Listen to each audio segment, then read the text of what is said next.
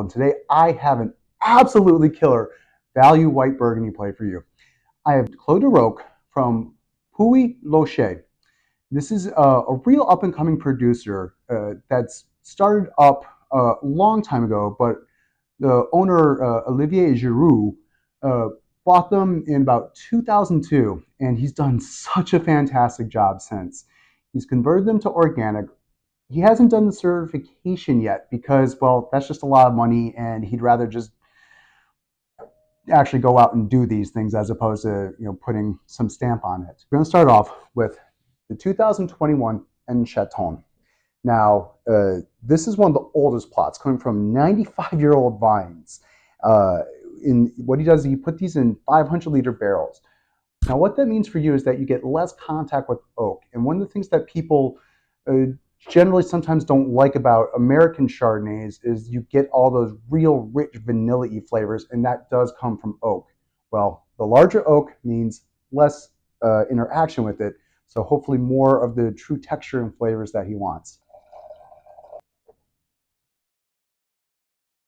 I'm just smelling all these beautiful sort of citrus fruits, lemon peels, orchard fruits, red and green apples.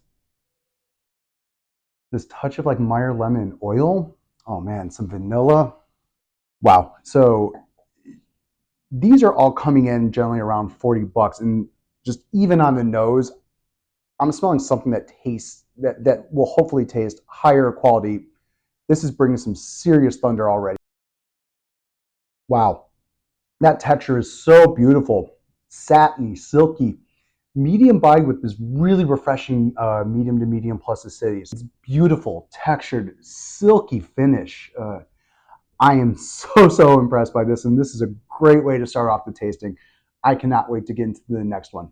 Let's dig in. So our next wine is the Le Bar, and this is coming from more gravelly soils. So he's playing with a lot of different plots going on here. About 250 meters of altitude, and again, doing these in 500-liter barrels. Okay, so I know there's a lot of debate about smelling minerality, tasting minerality, sort of in science forms. But okay, knowing that it's coming from gravelly soils, am I getting a more crushed rock flavor? Is my mind thinking that? Maybe. But I'm totally getting it. And it's really beautiful. More of that great lemon peel and orchard fruits are coming in, but this is a more mineral driven wine. Something I'm a little surprised from in a great way, because this is from one of the warmest areas of Burgundy. So it sees more sunshine, so you'll get more ripe orchard fruits and melony flavors. Here, there's tension. If I had this blind, I might actually confuse it with a Chablis.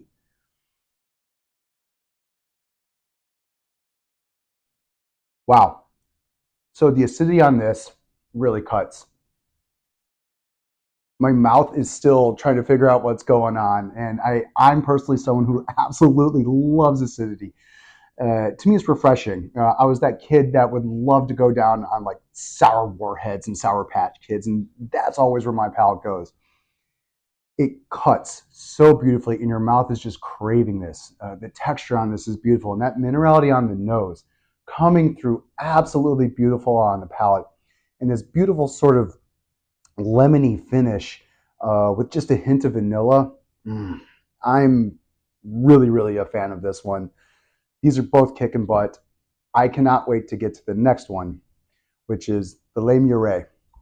One is one they like to say is a future Premier Cru. It is already in line for that to happen, and Puy Fusé has recently gotten their first Premier Cru. And so these are big deals down in southern Burgundy, because these were in the past regarded as sort of village wines, sort of peasants wines. But there's hills down there. There's really talented winemakers, and they recently got a Premier Cru, and this one is on deck next. And I'm really excited to get into this. Again, this is coming from in these 500-liter barrels, about 260 meters of altitude. Clos de Rocs does like to say that this would be their best ambassador for Puy Loche. Yeah, this is something really serious. The first two are absolutely gorgeous, and I'm in love with them. This is taking it up another notch. There's just that extra level of depth. There's just that extra level of energy and immediacy from the tones that I'm really, really loving. Getting more of a distinct Meyer lemon flavor, navel oranges, red apples, some yellow flowers. These beautiful nougaty sort of yogurt flavors. My senses are just really delighted right now. Wow, wow. So if you want to know what close to great Chardonnay can taste like, this is it. For me, it's about the feel. And when you have great Chardonnay, Chardonnay is a very textural grape for me, and that's coming through here. It's medium bodied, but there's almost this dancing, this waltz that's going on in your palate, and the acidity is right there to run it all clean. That is some beautiful, beautiful stuff. I am so floored, and I really, really, really encourage everyone to go out and look for this producer. These are also carried by Rosenthal wine merchants. So if you're in the United States uh, and you're in a major metro, you can probably find these. If not, ask your favorite wine store to get these in, try them. Look, people are always looking for values from Burgundy because and it can be tough to find. I got this 3-pack for about 120 bucks. So an average price of $40, and this is just killing it. Let me tell you. So I really hope you guys enjoyed. I really hope you guys look out for these wines. So be sure to hit the like button and absolutely be sure to hit the subscribe button. I'll see you on the next one. Cheers.